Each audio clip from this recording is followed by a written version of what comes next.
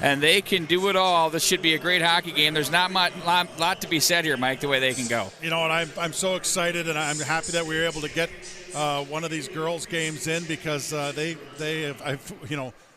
what I've seen, the progression of the women's game over the last few years, it's incredible how elevated their games have gotten, and it's going to be a treat. These gals are going to battle. There's no doubt about that. This is a big game for both of them. It is a big game indeed, and first we're going to take a look at the Minnetonka Skippers. They have a really good hockey team. Bryn Dulac will be in goal for their hockey club. She's a senior. She's been around for quite some time.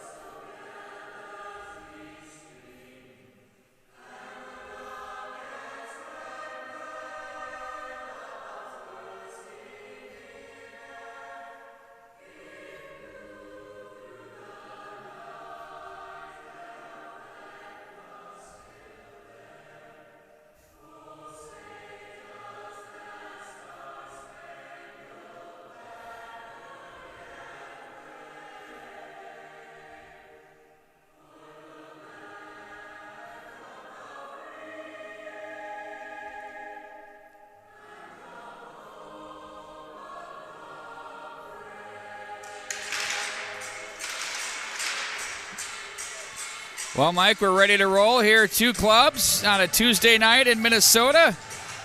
Early in February, what more could a guy ask for? Hockey Night in Minnesota presented by Tradition Companies right here at the MNHockey.TV.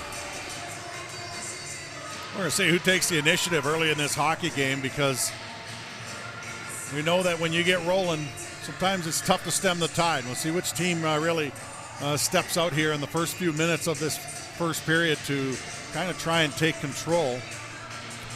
Well, we saw Edina the other night came out and just went straight Christmas tree, lighting up. Holy Family Catholic, a highly regarded hockey club, 8-0 after 2. It would finish that way, but boy, they were devastating. Had the puck the entire game, and that was a good team they played.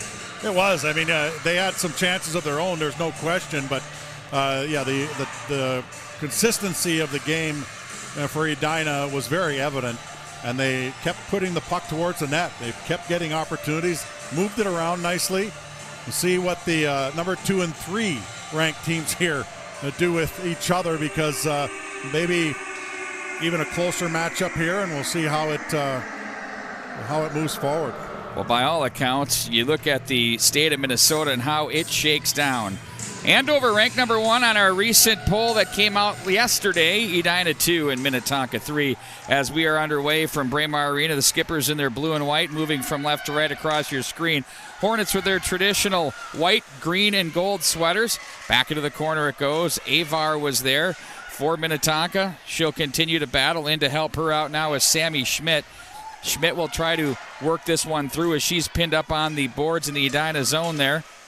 On her there was Jungles. Now the Hornets will break out to the right wing side with Chorsky. Good block in front of there by Hendrickson, not allowing that puck to get to the front of the net. Some good switches in the corner as well by Chorsky and also the defender Jungles. They did a good job of just managing Minnetonka, who looked like they were putting some early pressure on. In coverage like that, it's important to communicate when you hand players off like that, and that's not as easy as it looks. No, because, I mean, you get one miscommunication, all of a sudden you have everybody in the corner. Here we go across the line, offside on the play. Working that in was Lauren Mack for the Skippers, and that one is offside. Well, Skippers looking like they want to be the ones who dictate the pace of play here early, but some good back pressure pushed them on what looked like was going to be an odd man rush. Ended up being offside because of a good back pressure by the Edina Hornets. Puck rolls up into the center ice area, back into the skipper zone. Lauren Goldsworthy is there. Ahead it goes. Nice little toe pull through center by Mack as she's going to play it to the left wing side. On the stick now for Distad. They look to the slot area, and the Hornets will control with Barrett Lindborg. In front of the Edina bench, that's going to be knocked off the boards. Now picked up by Edina's Nora McConnell, the freshman defender. Back in behind now, it's going to be Haley Maxwell up high to the right wing, held in. Nice job there by Baskin. She'll walk the boards to the corner. Baskin forced wide by Edina's Maxwell. And now it's going to be Manning as she runs into a little shiver there from Jane Keel off the end boards. Now the foot race ensues as it'll be played back up through center ice and into the skipper zone. Well, Minnetonka came ready. You can tell in this one they've already put the pressure into the offensive zone 2 or 3 times here. One time was offside, but they definitely have put the puck in this end of the ice a few more times, forcing Edina to basically just dump it down the ice and get a whistle. And not always a bad play either. Get that whistle and kind of compose yourself a bit. Regather indeed as the puck is played to the right wing side. Now Gwen Hendrickson there. That's up off the gear of Edina's Ellie Chapman. Edina has good size on their roster, and they can skate as well.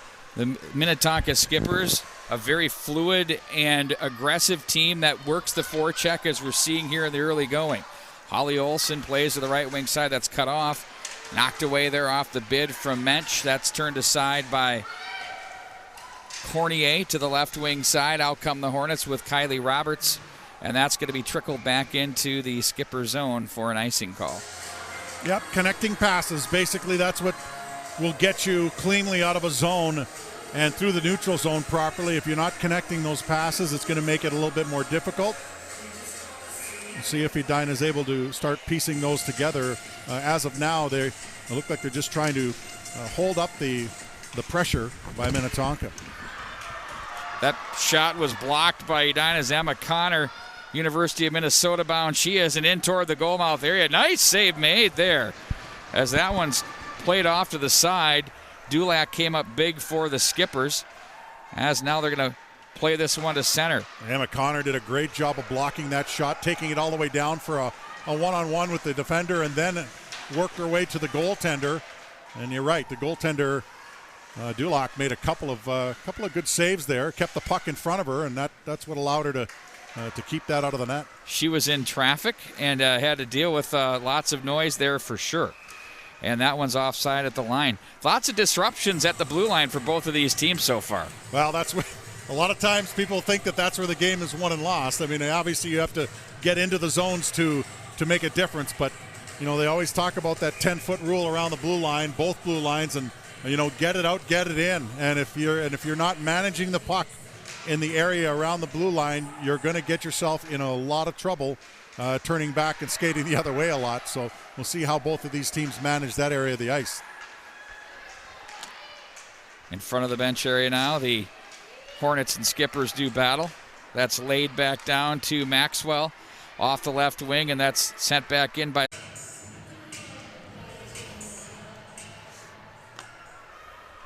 So 10:30 to go, Mike. Your impressions here in the early going of this one so far? Well, neither team's giving up a lot. I'll tell you, that shows respect for each other. The fact that they're not letting this be a run-and-gun type game. Both goaltenders have not been very busy, and that's just a sign of two teams that understand that if they let things open up too much, there might be the kind of trading of chances that they don't want to get into. There's a pass that's laid back for Connor. She tried to go inside out of the defense and Baskin. This has been a chess match here in the early going. 7 minutes in. These teams are prolific. They can put the puck in the net, but they also can defend. So this is going to be a classic. You know, we use the term playoff style hockey, Mike, but I mean, you know, when the checking is tight and the real estate's tough to get, you have to take advantage of your scoring chances. And, you know, you use the cliche special teams. They are critical. Yeah, we'll see if we get into any of those situations. Both teams keeping it kind of close to the vest right now. Nothing too extraordinary in terms of anything physical. In on goal, Cordier the save. She lost sight on that puck there as Distad was there. But Cornier makes the first one, and the D take over and finish off the rest. That was a good save because that was a one-on-one scenario. She knew that she was going to take the shooter on that one, and that one hit, and she thought she had it trapped in the gear, but it popped up and out of harm's way, which was a sight for sore eyes for all her defenders. Kittleson was there in on the forecheck, or check that was that Schaefer number. That's Schaefer, number 28. She tried to feed that out front. Hendrickson Cooley takes it away. Walks up the right side of the cage as the Hornets will play this to the right wing. Nice feed there by Jungles, kept alive there by Zayowski as she'll walk in across the line. Lays one to the front. There's a shot and a nice save by Dulac. She covers. They score! Wow, they're going to call that a goal. That was a very delayed reaction, and the coaches for Minnetonka are not very happy. Referee went immediately over to the bench to explain his case. But this is a nice 2-on-1, a good 2-on-1 play, and a quick shot, quick release. And then it looked like, I think they're probably arguing that it might have been covered. I think they were kind of going down that route. You know, whenever it gets muddy down there, you know, if you're yelling loose, loose, loose from up high like they are, that official down low can see it, you know. And it may have been loose because Limborg shot the puck, and then the goaltender, I mean, from here it appeared that they were, I don't know if they were covering the puck, but they appeared to think they had the puck. And I don't know, after that, a little bit of a net crash and found the puck into the net. Now, I said the referee would have had a better vantage point than us, but it was a very, very delayed reaction, as what appeared to me is as if the goaltender thought they had it covered, did not, and then the puck laid there in the goal crease, only for someone to tap it in. So I think that's the argument, at least. No more objections for Minnetonka, so whatever objections they did have. Well, and, you know, to get into more playoff hockey style cliche, those are the types of goals you see. Absolutely. I mean, you just, it's not going to always be the pretty one, and we saw that in last week's game of the week. I mean, remember there was. Did we see one? There was one gorgeous one time, right? I think that's about one. There was maybe one of the goals in the entire game, maybe two, absolutely, were actually shot in the net. The other ones were deflected off people, rattling around the whole thing. Goaltender's not covering them up, so it's not always the pretty goal that wins it. Redirect save by Cornier. Wow, she took that redirect right off the left pad. Did a nice job. Spectacular save there. Good extension on that butterfly, and if she had not extended that leg and dragged it across, that puck would have been in the net, because even with that redirect, that was in the net. It was a very good pad save. Textbook for sure, as now the Skippers control in the offensive zone. It's going to be Mack that's on the puck. They'll work it from the corner.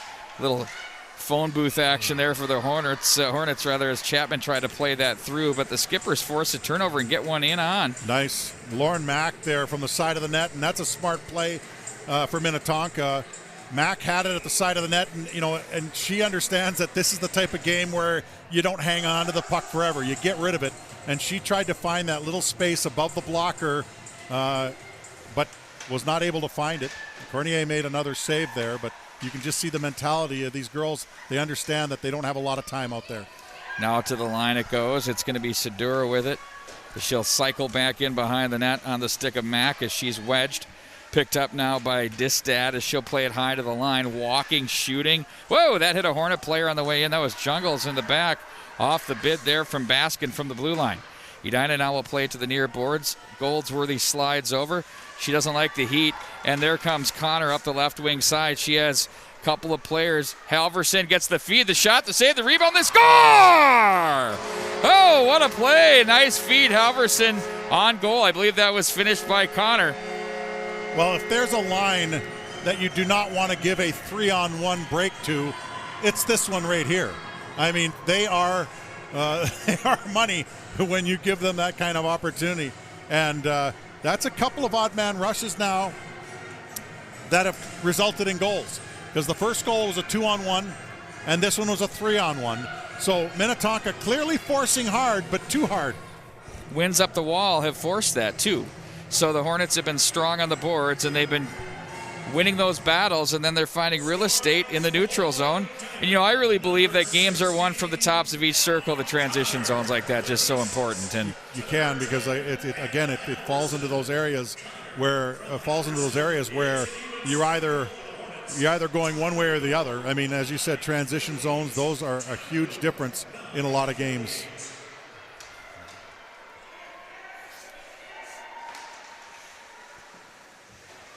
And into the corner it goes for the Hornets. Haley Maxwell is there. They'll play this one off the wall. That's played back into the zone. Hornets will regroup and play this one to Maxwell. Ahead she goes to the right wing side. On it for Edina. That was played in by number 17, Lauren Zawowski. And now the Hornets control again with Sammy Hankinson to the near boards. In across the line, Roberts will take over. She has Chapman trailing.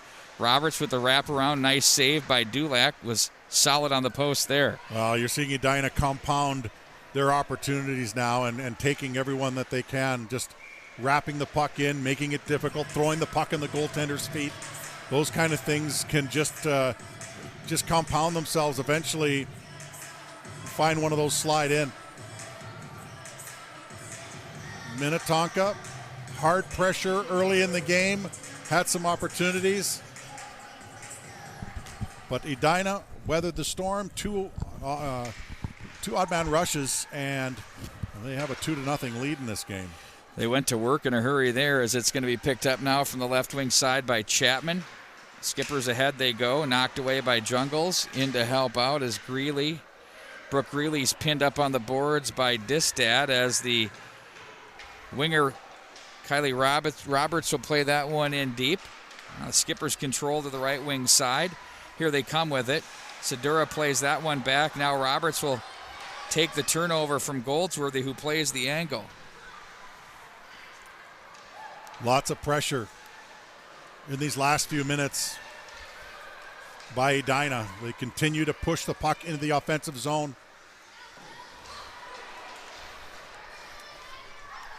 And they control back at center ice. Halverson turns it over. Look out. Here they come the other way. Grace Sedura alone in on goal to the forehand. Oh, it's saved by... Oh, my word. That was a stop made by Cornier. But if there was follow-through, it went across the goal line. But they're going to say the net was off its post. We'll take a look at this on a replay. Yeah, that's a good pressure play. But you know what? It's pretty close because, it wasn't the Minnetonka player that pushed her in the net necessarily. It was her own momentum that kind of helped her into the net. So, and a penalty to Edina. Yeah. Vivian Jungles is going to go, so we'll get to see the power play for the Skippers employed here tonight. So a good save, but maybe a little bit of a break as well, because you hang onto the puck, but if you slide into the net under your own power. Well, you mentioned special teams. We'll see if it makes a difference right here. Big win there in the face-off circle. Connor gathers up the loose change and fires at the length of the ice. That's going to be handled by Dulac. Now on the D side, they're going to break out to the left wing with Baskin. She looked toward the middle for Crawford. That was turned over as the Hornets will regroup. Hendrickson with it to the near side for Maxwell.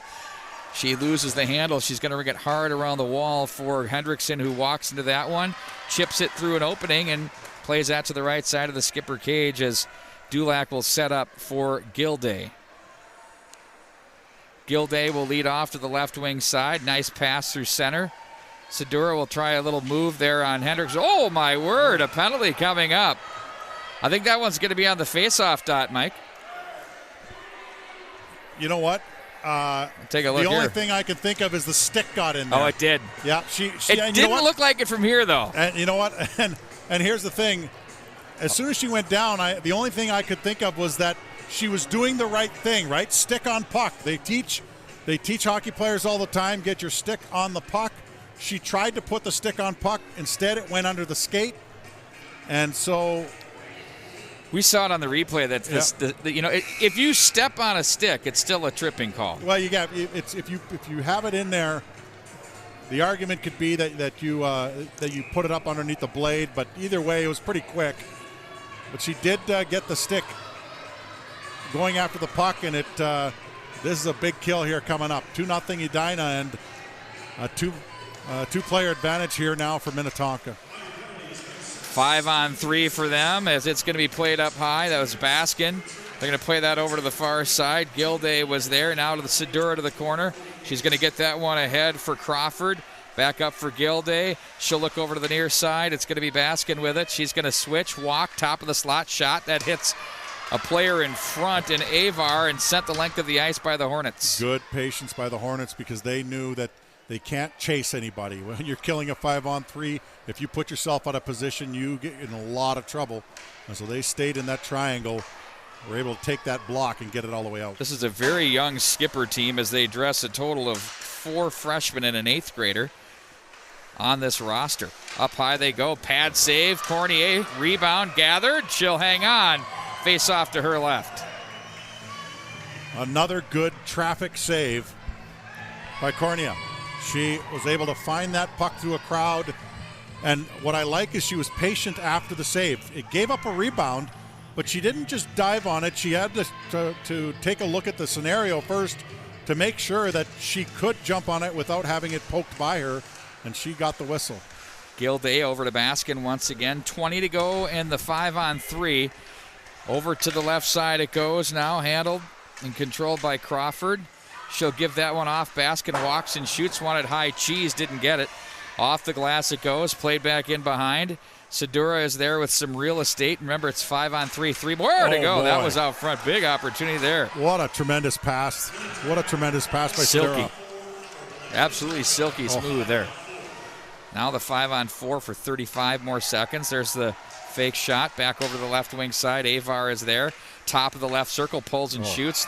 Looked right into the glove by Cornier. Cornier is having a wonderful game right now because Minnetonka is getting some chances. I mean, they are getting legitimate either one-on-one with the goaltender chances or screen shots, and Cornier is finding that puck through crowds. A nice setup on the power play.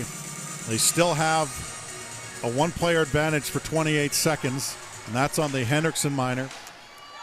So the Hornets have killed off the 5-on-3 portion, so that's a big benefit to them right now. Hockey Night in Minnesota continues, presented by Tradition Companies. So glad to have you on board once again. Calling all the action along with Mike Greenley, I'm Pete Wagner. We have 2:26 to go in the first period. Entertaining, boy. Hasn't it been? Oh, my.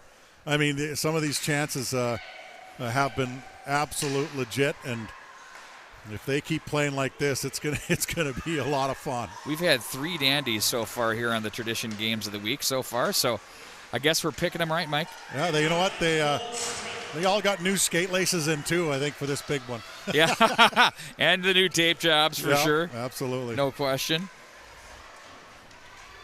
Through center ice it goes, on it for Edina. That's going to be Keel, Rister on the off wing, save Dulac, puck over to the far corner. Good save, and that's at least the third odd player rush that they've faced. Minnetonka just gave up another one. The first 2 goals of this game were on those types of plays. Great job by Keel to muscle that one down in the corner. Sometimes players quit on those shots, but she followed it all the way up to the far corner. Here's Chorsky from the left point. The quick slap shot from Olsen in on goal. Dulac will read that through traffic and make a nice save. That puck was loose. I think the referee lost sight of it, but a good feed there by Olsen to get it through a crowd, and it definitely made contact with Dulac, the goaltender. But a bit of a break there for Minnetonka, who get a wholesale change after some pressure by Edina, and a puck that was clearly loose after that shot. Back up through center. Sedura, nice little play there. She's bothered, though, and a better defensive play made by Maxwell. She'll carry it up to the right wing side. Greeley was there. Now they play this one rink wide, off the boards to center. Skippers back into the Edina zone. Quick pass over to the far side by McConnell. Now Edina through center with Chapman. Takes it wide. Bottom of the circle. In on goal. Muscled her way in on goal. And there was Dulac to make the save. Avar is there to play it to the corner. On the puck now for Edina. They look to play that one through the left wing side. And it's going to be played into the center ice area. Oh, look out. As we'll have to go for a skate to regroup and break this puck back out. Up through center it goes. That's Chapman with it.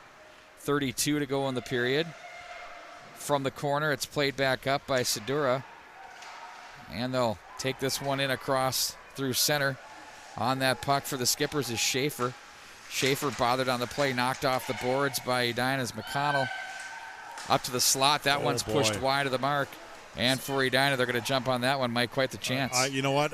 I love you can tell the thought process there. Thought process is there for Minnetonka. They make some very, very heads-up plays around the net and just not connecting. I mean, they've had a one fed out in front for a one-timer that was just missed. They've had a couple of breaks in one-on-one with the goaltender, and that one right there, just a little too much sauce on it because it was a little bit high. But if that's on the ice, it would have been very tough for Cornea to get a hold of it. And instead, she does, and we work our way through the first period. And a good one here, Mike. What are your impressions so far in this big matchup between, you get a little tense in these games, right? Yeah. But it seems like they've gotten through that within the first couple of minutes. Yeah, the first few minutes of the game, you could tell that either team was trying to figure out what the other was going to do, and I think Minnetonka definitely took the pressure early in the game.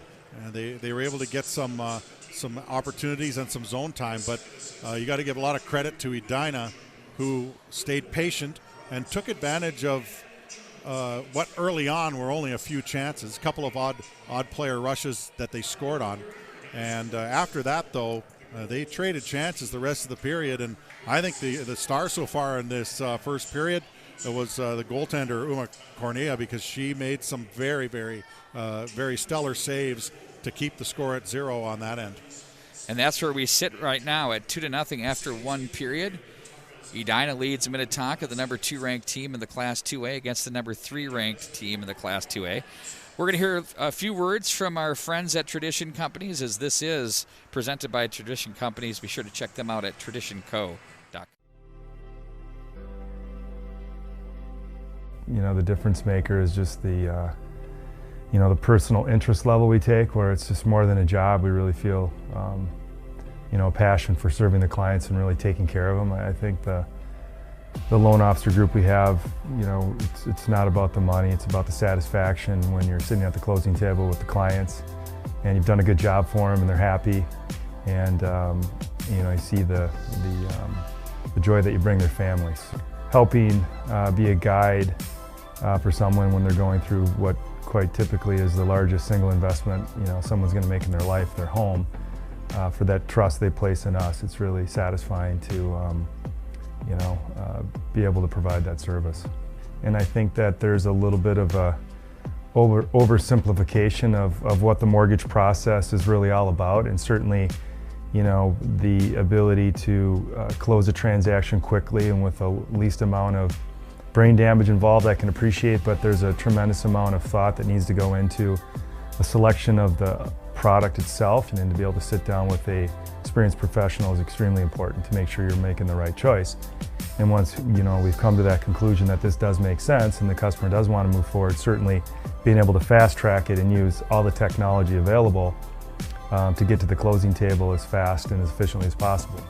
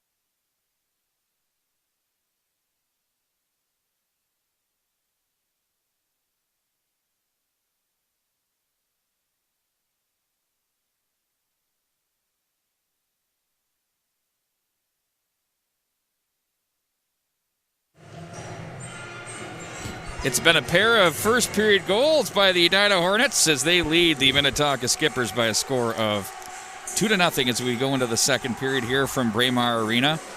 Highly anticipated matchup between these two teams, and Mike, it's left everything we'd expect and more. Yeah, and you know what? It could easily be closer in score. As I mentioned, Uma Cornea for the Edina Hornets had a very good period in net. Made some very, very good saves, especially when Minnetonka had their 5-on-3 and then 5-on-4. Had some good opportunities. So this one is very far from over as both teams are battling pretty hard in this one. The traditional Van Halen, Running with the Devil from Pat Milan, starts every second period with us, if you were wondering. It's almost like you're at a Wild game. The same music on the same whistle. Why not? Puck is played back into the corner now. It's going to be Jungles with it. That's cut off by the Skippers as Edina will try to play this one through center. They switch ends now and have the little longer line changes, which can make things a little bit dicey for you in the D zone. Down goes a Skipper player in the corner. That's Avar. And it's going to be guided back into the corner by Gilday. We're 5-on-5 back at center ice. Connor tried to play that one ahead as she was looking for Halverson. And now it's going to be the Skippers. Avar try to work an inside-out move. Puck just rolled off her stick and in onto goal. Smart freeze by the goaltender. Could see the little bit of a turnover, a little bit of a chaos there, and decided to get the whistle. Get some fresh bodies out there.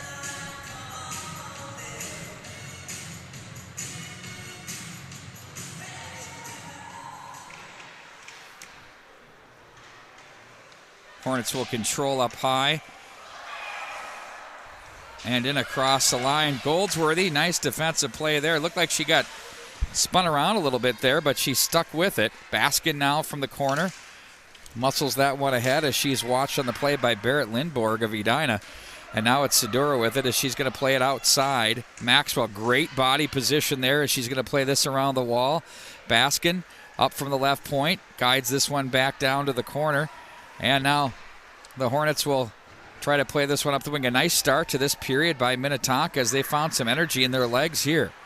Back up to the line it goes. Baskin. Goldsworthy down low. Quick wrist shot in on goal. Check that shot was taken by Distad instead, rather, underneath the stick of Baskin. She's watched on the play by Kilberg of Edina, and it's going to be set up behind by Dulac. Baskin will gather out of the zone. Baskin to the left wing side. Goldsworthy hops her stick. Now it's Halverson. Dishes that back to the defense. McConnell goes back over far side for Hendrickson. Or check that for Olsen, who plays that back for McConnell. Nice job to break the forecheck as the Skippers will now change. The Hornets to the line. Back through center they go. Nice muscle play through center by Connor. She's going to work her way east to west to the corner now. Back in behind for Halverson. Looks out front for Chorsky, and back out of the zone come the Skippers on it. That's going to be Alvarez. She'll play it to the right wing side for Gilday. There's a shot in on goal. That's turned aside by Cornier off the boards. Look out, nice stick lift. Here they come. The Hornets with the breakaway. In on goal. Halverson loads and shoots off the crossbar. Whoa, Peter Brady paid a visit there. I lost the voice. Now back in behind the net. They go through the crease area there as Halverson now will play this one. Halverson to the corner. Wow, did she ever rifle that puck? My goodness. Wound up from the hash marks and just tagged the crossbar on a lone breakaway. And that, how many times have we seen that odd player rush by Edina? Again, very aggressive by the defenders for Minnetonka, and maybe too much so that they better start getting a forward covering when that defenseman decides to pinch a little bit or be aggressive and stand ground, because these odd rushes here are going to really be in Edina's favor if they don't be careful. Well, Mike, it was a real subtle stick lift up at the blue line that tied up the defender, and then allowed the Hornet player to break into open ice, and Halverson, who fired a BB right at the crossbar. That was an ear ringer for sure. Played back up to the line now. Minnetonka controls with Mensch. Her shot's blocked. Another shot blocked there. Down low it goes. Avar, nice walk to the net. Good opportunity there by Crawford. There's a shot. Really good start to this period. Other than that Halverson breakaway, the Skippers had sustained pressure here. Turned back over at the center line by Mensch as she'll retreat back into her own zone. Dulac will swing it to the far wall. Gwen Hendrickson there. Up off the glass and around. Roberts, Avar come together as well. Back up to the line now. It's Lily Hendrickson. Rink wide it goes. Snapper in on goal. Dulac to save. The rebound pushed wide of the mark. Keel was there. Now Keel to the corner. Looks out front. Nice feed there. Quickly off the bench for the Hornets. It's going to be handled and controlled by Lindborg. They go left side. Good give and go potential. Gwen Hendrickson in front. Lindborg was there. Kittleson there for the Skippers, and Avar will find an opening and send that one the length of the ice, and they'll get the icing call so they can get this new set of legs on the ice. And they needed it. Edina putting a lot of pressure on that shift. Just keeping the puck in deep. Getting the puck to the scoring areas. Minnetonka was strong defensively on that sequence, and they're willing to take the icing to take the pressure off. Skippers have to be pleased with their response here to start this second period. You know, many teams, penalty coming up. I think this is going to be on the Hornets, and we're going to see a hook, I believe. See if we can pick this up on replay down the wall there.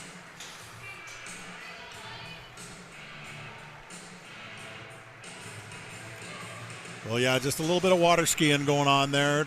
Loose puck into the neutral zone, and just a little bit of a holdup with the stick. And so Nora McConnell will head to the box.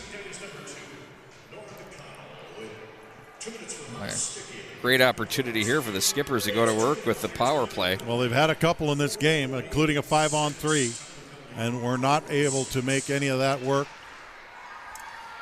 Hornets with the face-off win. Here they come back in across the line. Keel snaps it in on goal. Dulac will be forced to hold on to that one and will face off to her left. It looked like Dulac, the goaltender, wanted to play it and attempted to, but she just motioned to the referee. Yeah, I know. I tried to move it, but the quick whistle by the referee. Hey, goaltenders can't have it both ways. They'll tell you, if there's a choice, you'd rather have the quick whistle than the late one. And she just tried to move that puck because she knew that her team had the extra player out there. Would it be great if goaltenders could have it both ways, though? You know what? I used to be a goaltender. Sometimes I still am, and we've always dreamed of it, but it never happened. It's a good dream, right? It's beautiful. You wake up and you realize you're living the nightmare. Exactly. Behind the net they go now with it. Skippers back up to the line. That's Gilday. Her shot turned aside by Cornier. She's been very calm in goal. Rebounds going where she wants them here tonight. Finding the puck as well. Absolutely. Because there's been some good traffic in front, and she's just seeing that puck. Traffic in front right now. She's got her own defender and then a Skipper player in Avar on her. Back in. Ooh, nice little move. Sador out of the corner in front. There's a shot. Save. Rebound. Scores! Ooh, the Skippers respond on the power play. Just some nice passing, and you know what? Staying with the puck. You don't want to circle past or assume the puck isn't in a scoring area. After that save, you stuck with it and blasted the rebound home and closed the gap, and they finally were able to use their power play to their advantage. And you've had a few of them, and this one brings this game to within a goal. No surprise to either one of us. I think I went out on a limb and I suggested that this in our little promo would go down to the wire. Yeah, you did. I don't think you're going out on a limb with that prediction, right, with these two teams.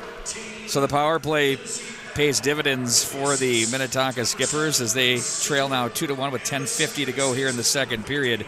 Edina now will work it out of their own zone. Skippers have applied the pressure here and look to continue that as Goldsworthy, watched by Roberts.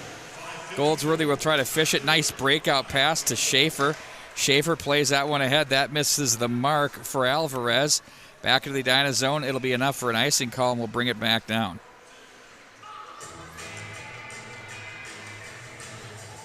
Well, Edina got right back on their horse and put more pressure on Minnetonka. Creates a face-off in the offensive zone for them, and out comes their top line.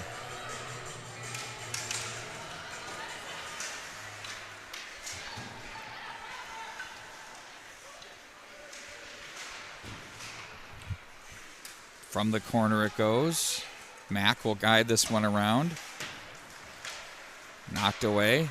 Mack steps up on that one. Oh, good defensive play right there, boy.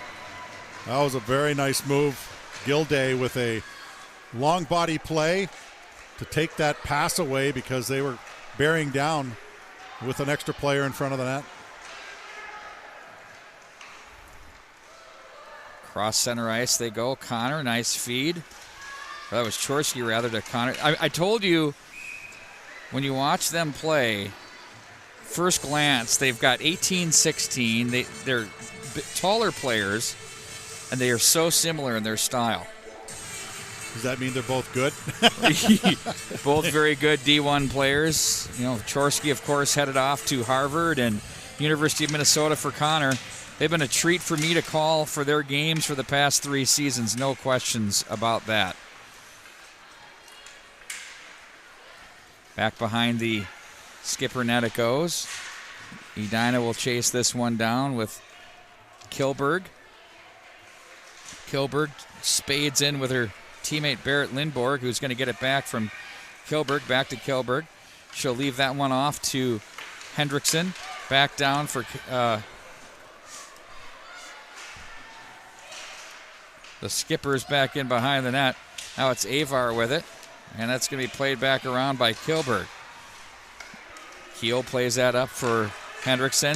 There's a slapper taken by Jungles that's deflected up and out of the play area. Kaylee Crawford was all over that one. Well, yeah, Jungles has a bomb of a shot, and that was good for the forward to get up there and get the stick on that puck, because if you give Jungles too much time, she will blast one, and that one just a little bit too late because of the pressure, and it deflected up into the netting. Face-off win. Roberts is a buzzsaw. She can skate and move and creates pressure consistently for the Hornets. Manning will play this one back in behind. Goldsworthy plays it to the right wing side. Out of the zone they go with Alvarez. She'll be forced into the corner as the Hornets knock that one away with Maxwell. And to center, here comes an odd player rush if they hurry. Gwen Hendrickson, pad save, Dulac. That was almost a shot pass off the pad. Terrific approach there by the Hornets. Well, picked her head up, and Hendrickson noticed that the defender, the back checker, had taken the far side, makes the right move here, shoots the puck. Too often players just force the pass, but picking her head up, she realized that she had the opportunity to get a good shot, which she did. Good save and almost a rebound scenario, but a good cover-up by Dulac, the goaltender.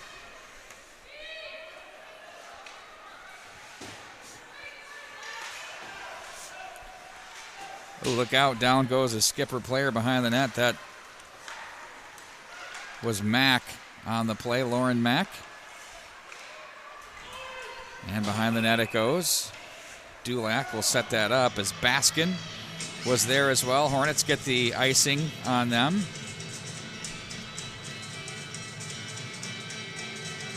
Well, this game has definitely not disappointed. I love the intensity of both these squads. Coming into this one 2-3.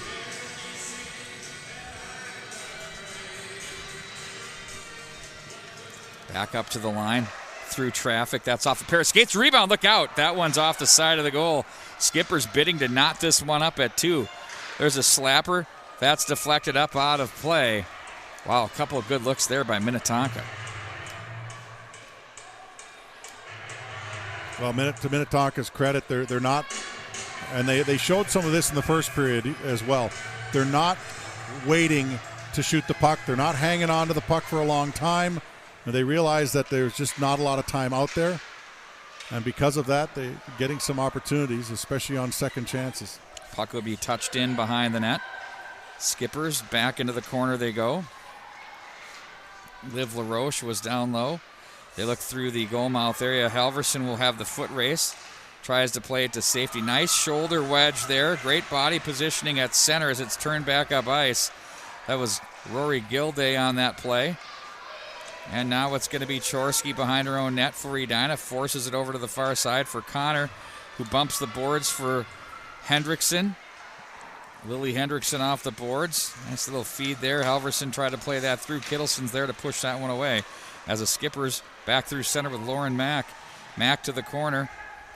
She'll wait on that one. She's watched on the play and bothered by Hendrickson. 6:49 to go in the second. 1-goal game here between these two girls hockey powerhouses. Edina Minnetonka. Number 1 ranked Andover, right? Always in the mix too. They had the state championship last year. Back in on goal. There's a shot and a save. Dulac nearly vacated, but she got that pad back over on Connor. And back up out of the zone, it's Distad as she's cut off on the play by the Hornets' Kilberg. Connor had to head off the ice, lost her stick. It's still laying behind the net.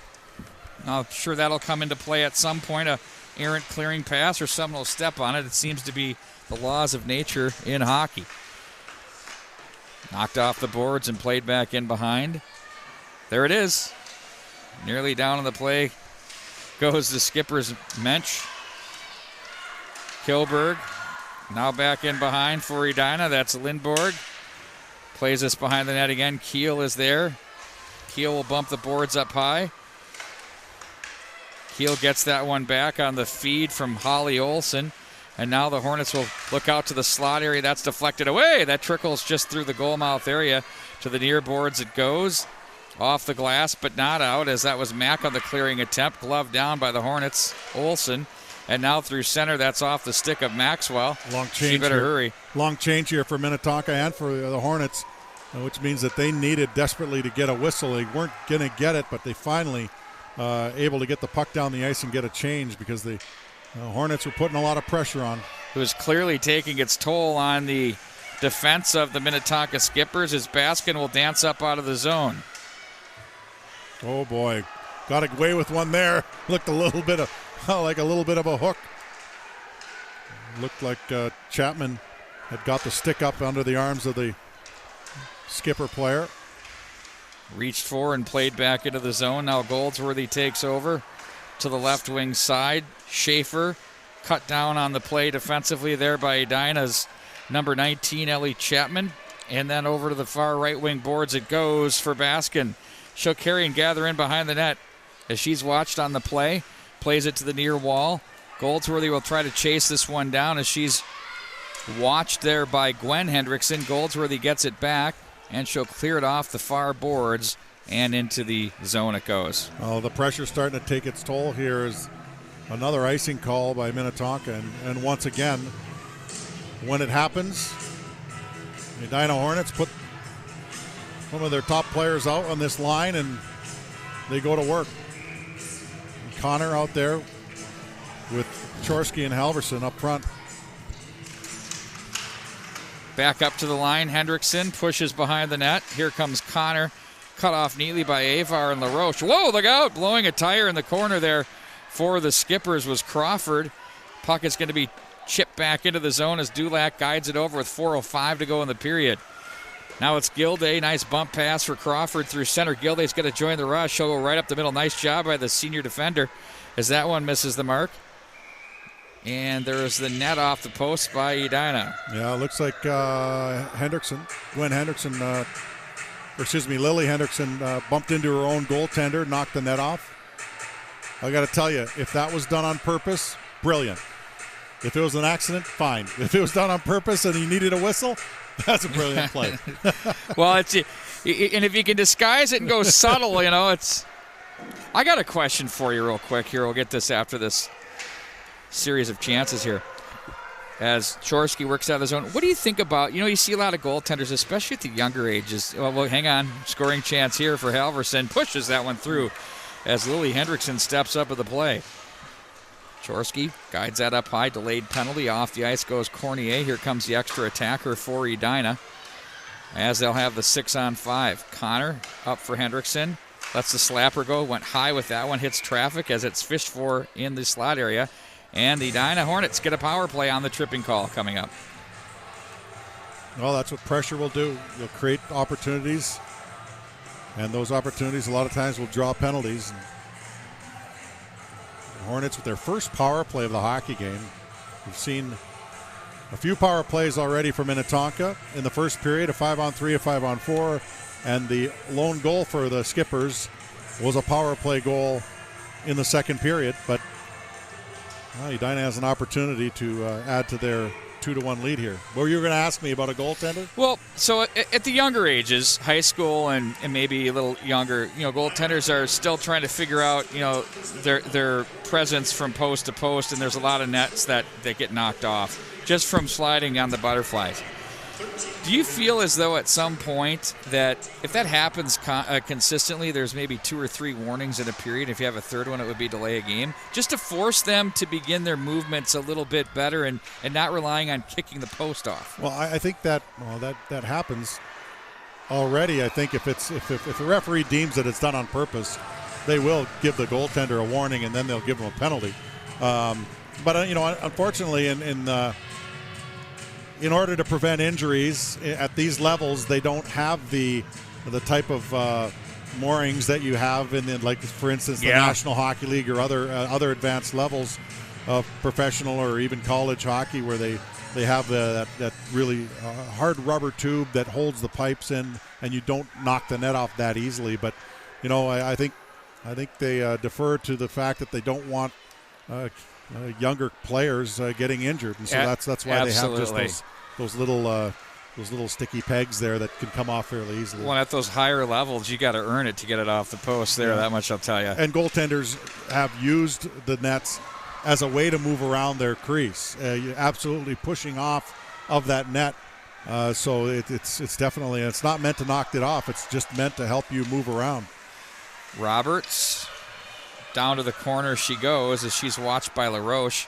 She'll get it back up high. Maxwell plays over for Hendrickson. Off the left wing side, there's a wrister.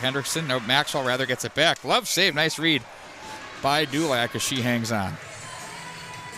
Well, both these goaltenders have tracked the puck really well, especially through screens. There's some strong goaltending in this game. That's why we have a 2-1 score, because, well, the forwards certainly have not relented in this game. They've had a lot of good opportunities.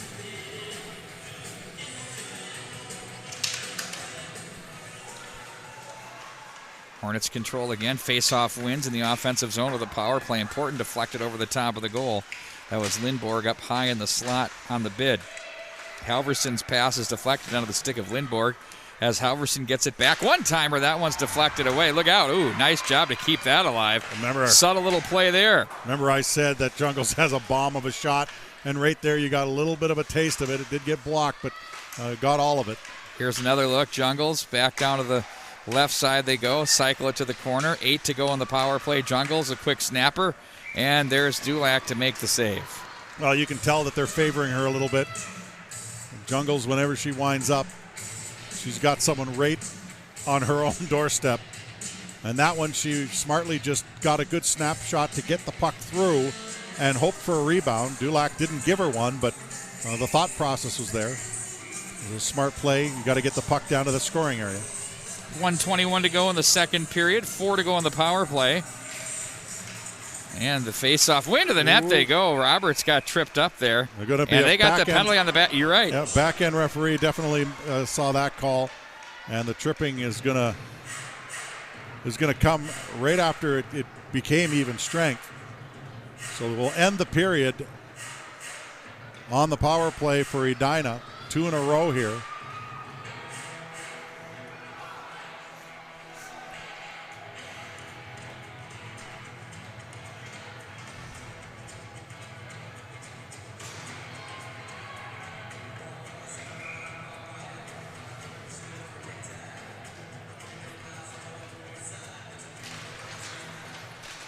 Edina now, 4 minutes of power play time will need to be killed back-to-back by the Skippers. as it's played back up to the line. Now it's going to be handled by Connor. That's blocked on the way in by Baskin. Jungles with a stick all over her by Avar, gets it off anyway and gets it through. Knocked down by Jungles. Avar, nice battle, but Jungles kicks it free. Gilday, Baskin now. Over to the near side. Connor will play this one to the line. Quickly over is the Hornet defender, Jungles. She'll try to kick this down the wall as the battle is on with she and Crawford. Avar is there, can't get the zone. Look out, back down low they go with it. Lindborg gets that back for Connor. Back up for Jungles. Connor has the one-timer but caught it and shot it instead. Baskin will force her to the corner. Now it's Chorsky. She's dangerous back here. Gets that back up for Halverson. Jungles a one-timer falling backward on that one. Avar takes over the loose puck up high. She'll look to see if there's anything to create. Doesn't have the numbers, but still going to try to go inside out on Jungles. No go there. Why not, though? Why not take the chance with less than 10 seconds to go in the period? Oh, there's a puck that gets close. And that'll do it here for the second period. I was going to say that if Edina had scored by keeping the puck in the zone there, even if Jungles didn't touch the puck, you should give her an assist because she kept that puck in on a couple of occasions where it could have easily have been jettisoned down the ice. But to Minnetonka's credit, they were able to block and defend and get out of the period by closing the gap to 1 in that period, and still with 44 seconds remaining to kill on that minor penalty. But a hard-fought game so far, very entertaining. We will be back with more high school hockey. The Tradition Hockey Night Minnesota Game of the Week will continue. Hornets 2, Skippers 1.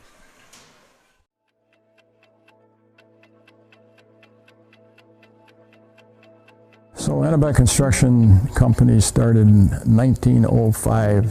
So I'm a third generation, and now we have Eric and Jake. One of the neatest things that I get to do when I go new places and talk about Tradition Companies is talk about the history of the company, and you know, it's pretty easy to be proud of the fact that we've been in continuous operation for almost 120 years. Really, it just came down to, you know, trying to figure out better ways to serve the customer. And so it wasn't necessarily about making more money, but it was about providing a more seamless turnkey customer experience. So just kind of slowly over the years, we added additional pieces to the puzzle. So we started the Tradition Companies basically to figure out how we could do vertical integration that encompassed pretty much everything from the dirt to the final closing at title.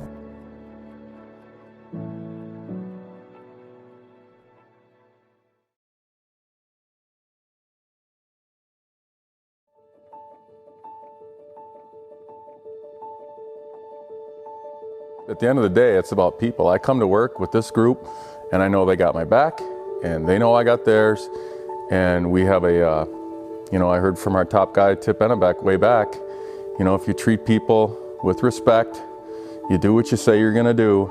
I just feel like it's all about people, and not only for internally with the people that I work with, but our clients, and that's the way I look at it. You know, every situation I'm in, I'm like, what would I do if I was in your shoes? When we started in 1998, Tip sat us down and said, here's what we're going to do. We're going to take 5% of our profits and we're going to give them back to the communities and the charities that we support. And you know, over the years it's sunk in. And he said to me multiple times in our companies, you know, the more I give, the better off I do. And it's hard to get your head around that when you're young, but as you kind of go through a career and you see clients and you see companies and you see difficult situations and you work through all this stuff, and you really kind of understand as an adult or an experienced person in the workforce, really what it does matter, what it is all about. And I think we far exceed 5% now. I'll tell you what, it sure feels good. We're doing a lot of good out there. It's an exciting day no matter what. There's a lot of things that are mundane, but you always have the exciting points of the day where we're developing in a new area, we're expanding in a new area, or we're finally seeing like Spirit of Brenton Farms be fully developed, you know, from day one over 10 years ago.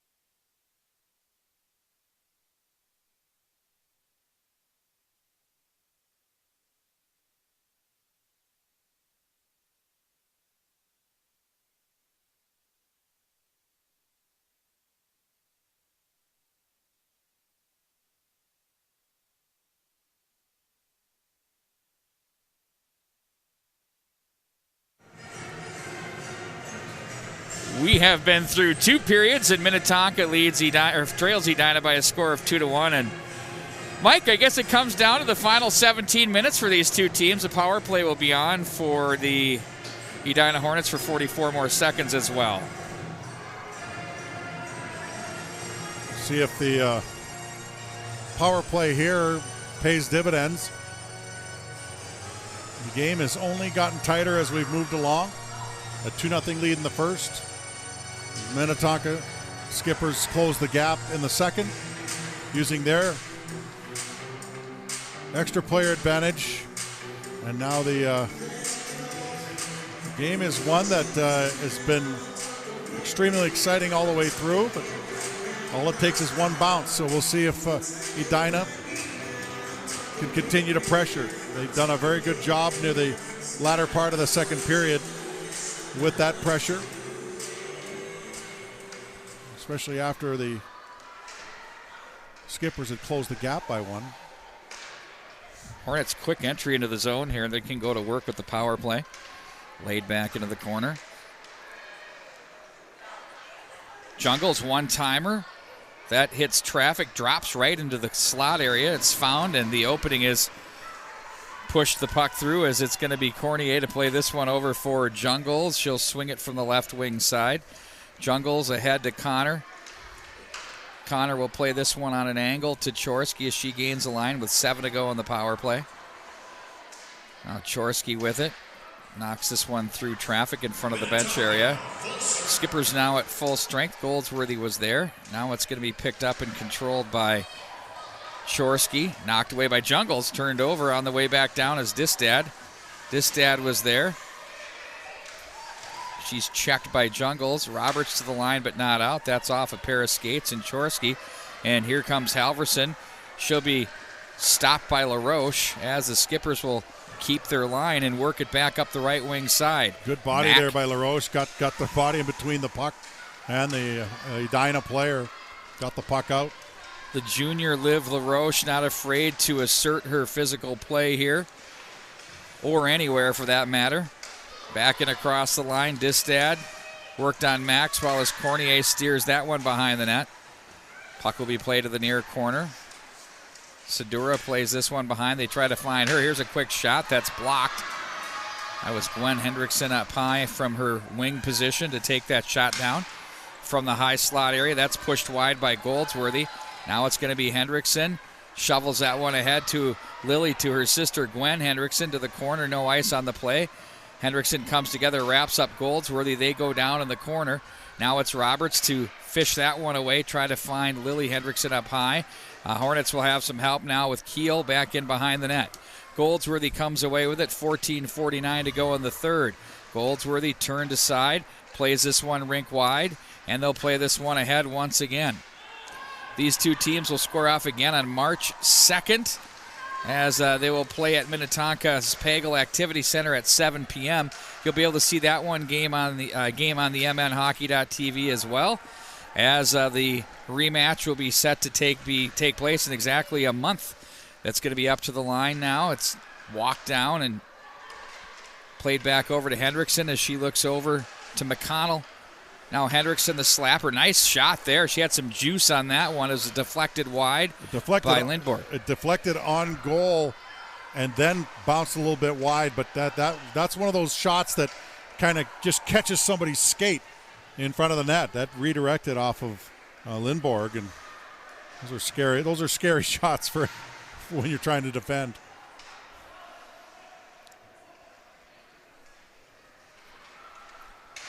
It's a shot that deflects up off. I thought that hit the back of the netting there, but we play on as it didn't. And it's controlled now by the Skippers. Mensch from the right wing side. That's Connor with a nice stick to keep it alive. And back at center it goes. McConnell will play this one back in behind the net. Retreating is going to be Lauren Carl back in behind the right wing side. The Hornets pick that off. There's a quick shot. Buzzes just wide of the mark by Connor. That just skirted by the defender in front of the net for Minnetonka. And again, it doesn't matter whose skate it goes off of if it goes in the net. And Connor, nice job to pull that off the right wing boards, walk and shoot and get it on goal as Dulac makes the save. Well, some pressure here by Edina. who are looking to build off of a power play. They have some sustained pressure here in this third period.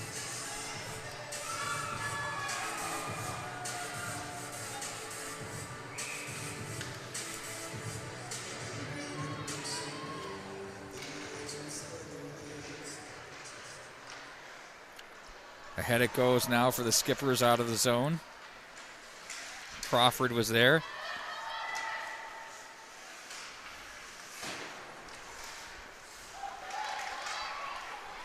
From the line, that's played back in behind the net. And Minnetonka's Rory Gilday is there. Nice job by the Hornets defense. Lily Hendrickson's been steady here tonight on the blue line for this Edina Hornet team. Well, she's stood up well at the blue line there and then also stole that puck away with a good poke check.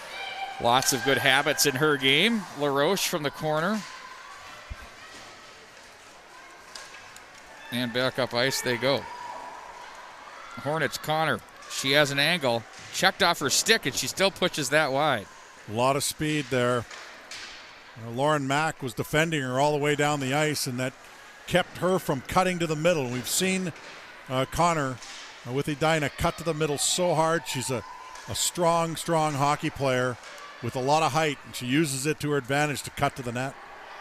There's a chance at front. Back door. Oh, it was open, but then didn't get through. Now back at center ice, it's going to be Maxwell. Walks over and plays this one back in behind. Dulac for Goldsworthy. Instead, Dulac's going to play it around as the Hornets will cut that one off. Chapman was there. Chapman again. Tried to cycle it to the corner. 11:35 to go here in the third period. Now we have a 4-player scrum for the puck. Maxwell gets it and pushes this one off to the left wing corner as the Hornets will look to continue the forecheck. Skippers, they spring. Sedura, here she comes to the right wing. Snapper, that one just misses the mark. Well, Sedura's been dangerous all game long.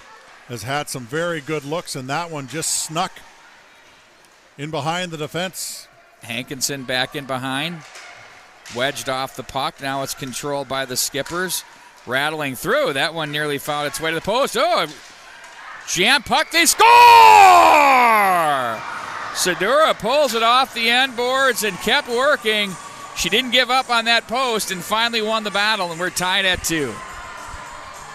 Well, I just mentioned her name, and she's been aggressive all game long, been around the puck all game long, and as you mentioned, pulled the puck, and it looked like Cornea had the post covered, but when you start jamming away at a goaltender on the post, sometimes you can push them off of it.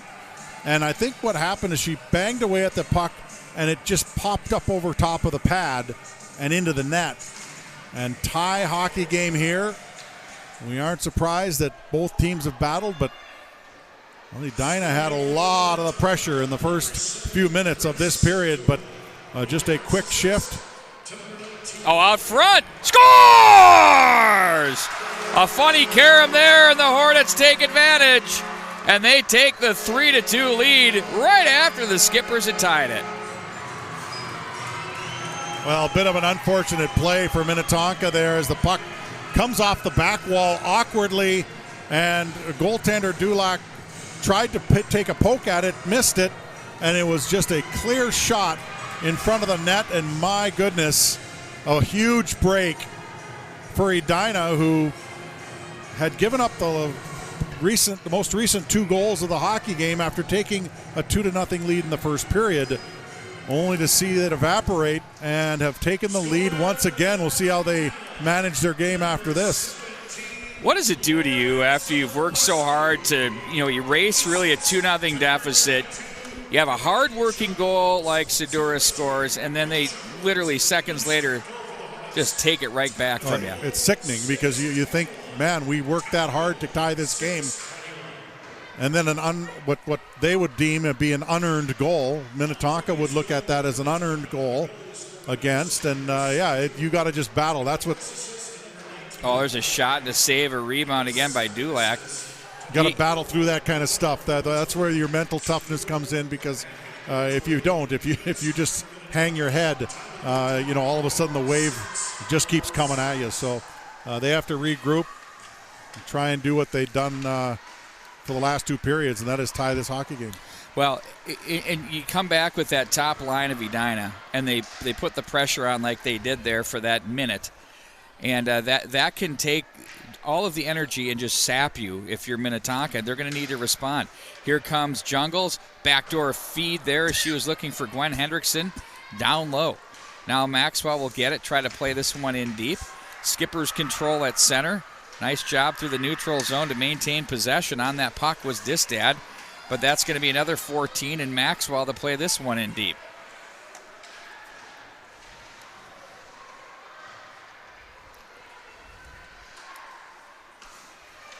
Now back in across the line.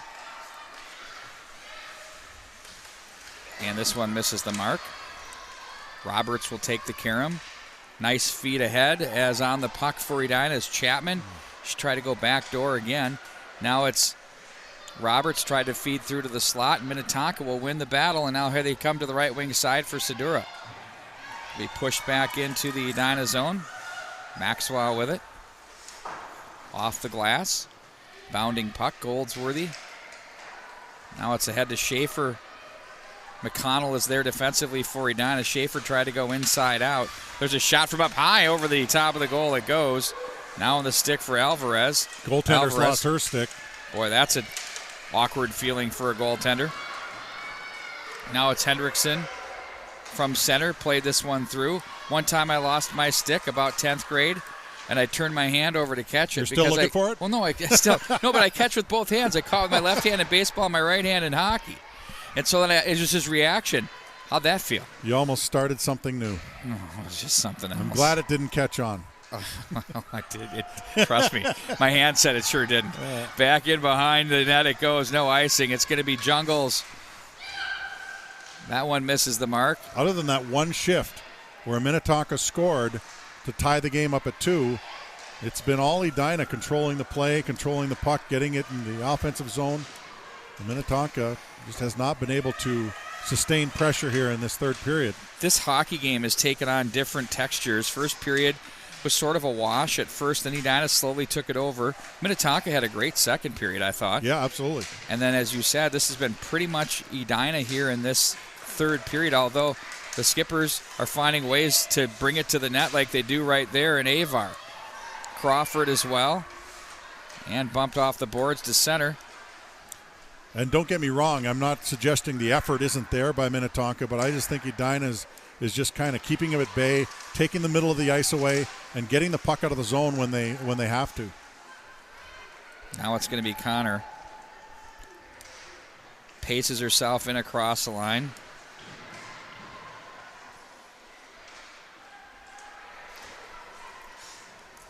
Boy, Sedura has been all over the ice here tonight. She has absolutely been inspired and is playing at another level, no question. I think she's been Minnetonka's best player, creating chances, scoring that hard-working goal moments ago. Well, yeah, even all the way back into the first period, she's very much all over the puck. I mean, wherever the puck is, she seems to be right in there creating things. I know she's still she's a next-level player for sure. Whoever gets her has a highly talented, skilled hockey player who has a good offensive skill set and the defensive capabilities to go along with it. Here she is with it now. Sedura watched by Maxwell. Back up to Goldsworthy. Nice catch there. Blocked by Connor. Mark that in the scorebook. That was a big one there. She's done that a couple times in this game. One time in the first period, Connor blocked that and got to take the puck all the way down, an opportunity. Almost was able to do it again there, but just couldn't get back to her feet in time. Chorsky now, right wing side. Hornets with the shot in on goal as Dulac will hang on to that one right about eye level. 5:28 to go. This period just sort of winding, you know? It's screaming by, and for Minnetonka, they got to be looking at it and saying that the clock is not their friend right now, because after tying the game, working so hard, and then having Edina tie it up so quickly, go ahead so quickly, now they've gotten back and have been just grinding, trying to get some offensive zone pressure. So we'll see what they're able to pull off here. Edina, again, as I said, have had the kind of pressure that really just eats up the clock. Underneath the stick. possession can do that, right? If you play a puck control possession game. Oh, nice move by Jungles. Powers in on goal, and a nice save. Dulac came up huge. Oh, my. It looked like a little bit of a poke check. Hendrickson shot, blocker pad save. But what a great play by the defender, Jungles, to take that solo all the way to the net. Jungles then had the puck up high. She could have blasted that into a pair of shins, but calmly played it to the left. And then the puck comes back out to center. Here's Hendrickson across the line. She'll carry it deep to the corner, protects the puck. Gwen Hendrickson shaking up there a little bit on that play and gets herself to the bench. This is where Edina has to be very smart about how they manage the puck. And I mean, getting the puck in deep, don't take any chances at the blue lines. Bump the boards. It's going to be Zawowski with it. And she puts that one in on goal, and that's handled by Dulac.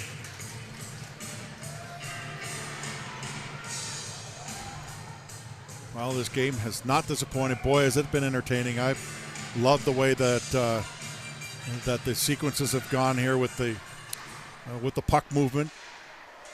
These young ladies, they have some great hockey sense. My goodness, you can tell why they're a couple of the best teams in the state, just because of the way that they manage the game. And you look in that managing, you look at their habits and the things that they do on the puck and the decisions they make and how they protect it and support it. That one's cut off by the Skippers. Look out, in front it goes as there's Cornier to pounce on that one. Yeah, and there's going to be, as a goaltender, the one thing you are going to do is pounce on everything. And Cornier, I think she, after having that second goal go in and just seemingly a harmless play at the side of the net and Segura banging away at it, she wasn't going to let that happen again and covered that one up. Gilday. Now it's Chorsky. She wanted to chip the glass, instead chipped it to the bench. So we'll face off inside the Edina zone with 3:37 to go here in the third period.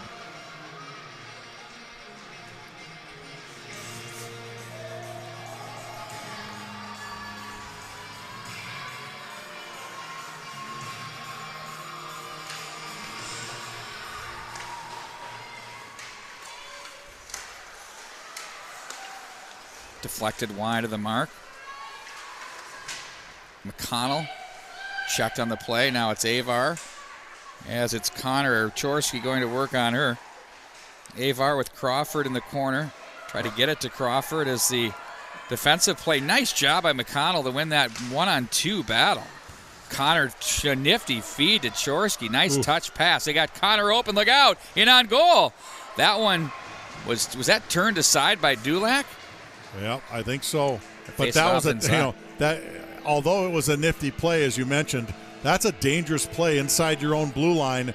And here's the quick shot, and I think it went off the goaltender and up into the netting. But my goodness, a little bit of a risky play, albeit from some talented hockey players. But when you're up by a goal with 3.5 left in the game, you don't want to make those little passes just inside your blue line, regardless of how talented you are. Worst place to turn it over for sure. Yeah.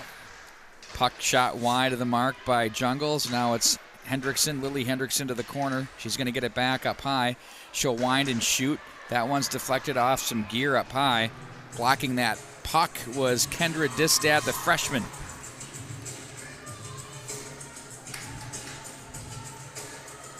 The more you have it, the less they do. That seems to be the theory here for the Edina Hornets. They have not given up possession of the puck for long periods of time in this period. Sedura to the far side, looks to try to work the zone, but she's cut off on the way now with 2 minutes and 30 seconds to go in the third. Back in across the line, in on goal. Look out, big rebound. Juicy one there. Distad was there.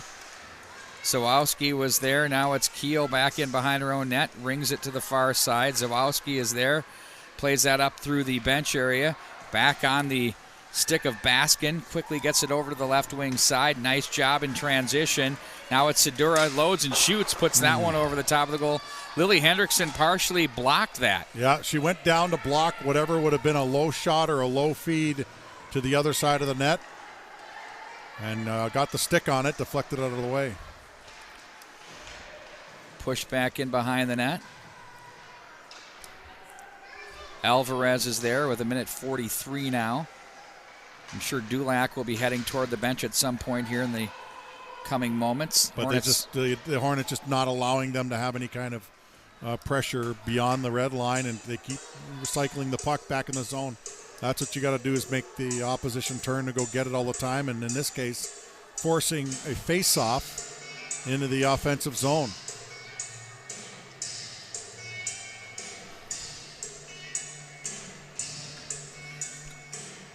Starts getting into that timeout time. I'm sure someone's going to take one. Are they going to bring the face-off outside? Yeah, I think they felt that maybe it was so they felt that it was offside instead of, and the coaches for Edina are not very happy with that decision. They wanted that offensive zone face-off, and now I think that timeout is going to come. Skippers will talk things over. Well, I mean, it's helpful that they move that puck 75 feet or so out of the zone, 50 feet, if you will. And well, it'll facilitate getting the goaltender out of the net. Exactly. So if they win the faceoff, if they don't win the faceoff, it gets rotated right back in. So this Start is going over. to be a very big draw here for both teams. Rinse and repeat, as I like to say. Yeah. You know, but you win the draw, you just gain the checker, and you got to get it deep and play back in behind those D and go to work. Here to look at Sammy Reber. What a job she's done here for the Edina Hornets. I mean, her record is just absolutely sterling as a coach at the high school level.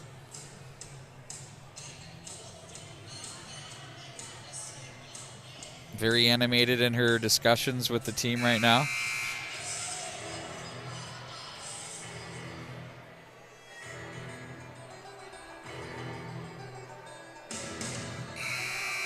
Well, managing the puck is priority number one here. Regardless of what situation you're in, you take the smart play, the defensive play, the safe play. It's not a time for risk reward. It is maybe for Minnetonka, not for Edina.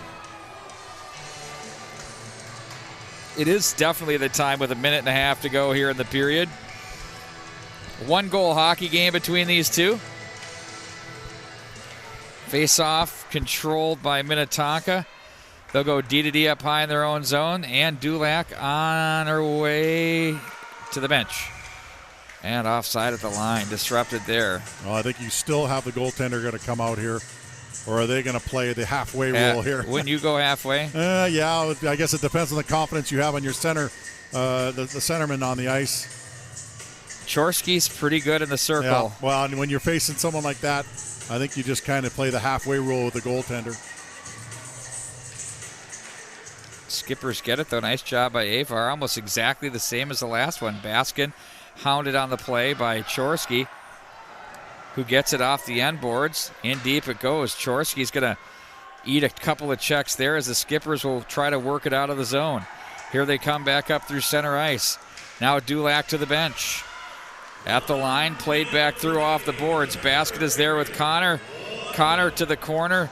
Tries to fish this one to the slot area. We're under 1 minute now with 52 seconds to go in the period. Minnetonka tried to carry that puck in, and they faced a lot of pressure, and they likely should have done a chip and chase in that situation. The entire game, they haven't had a lot of clean entries into the zone because of how Edina was defending.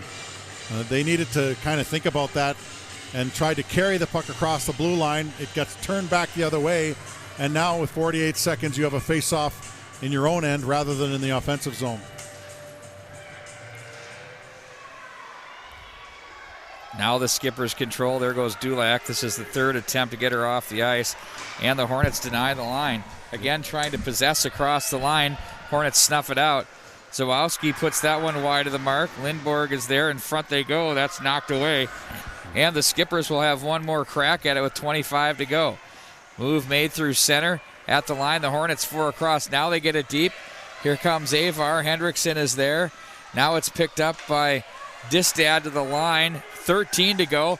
Backdoor attempt. Off the end boards it goes to the near side. Sedura comes away with it. 8 to go in the period. She'll get it back. The Hornets keep it wide. Jungles tries to clear the line. Can't. 3 seconds to go. The Hornets are going to win by a score of 3-2 here at Braemar Arena as they come up victorious against the Minnetonka Skippers. Well, what a hard-fought game here. And I'll tell you what, there are times in this game where You could have flip-flopped it anyway, and you got to give a credit to the Skippers. They battled back. They went down 2-0, which is kind of a quick 2-0 on odd person rushes. But I'll tell you what, they battled back. They tied the game only to have their tie taken away from them by a quick and errant bounce from the back wall that the Edina Hornets took advantage of. So the Edina Hornets, with a very, very solidly played game here, win this one 3-2, and what you said would be a very tight game. And I got to say, Pete, you did not lie. Well, it's not hard to do with these two teams. I think the thing that's interesting, Mike, is, it comes down to one crazy bounce. We did talk about that in tightly contested, tight checking games. It's one bounce here, one bounce there that makes all of the difference in the world. So, these two teams will play again back at Pagel Activity Center on March 2nd. We'll see how that thing shakes down as well. And this has been a great start to the season so far for high school hockey, and it was just an absolute great game to be a part of. Very entertaining, and I'm glad we were able to feature the ladies here in this one because they could play, and it's been fun watching them. They're having a blast out at center ice, talking things over for sure. And the final score reads Edina 3 and Minnetonka 2. We will announce our game of the week next week. Mike, you will be off, I believe. Yeah, I'm out of town to some warmer climes, just for a week. Oh, you're going to come back with the Savage 10. I don't. There's nothing about me savage. You be safe, buddy. When we come back with Mike in 2 weeks, I'm sure we'll have a dandy for you. I'm looking forward to it. The final score, Edina 3, Minnetonka 2. So long, everybody. Hockey, a tradition like no other. Visit TraditionCompanies.com for more information on how we can assist you with your land development, financial services, and home building needs.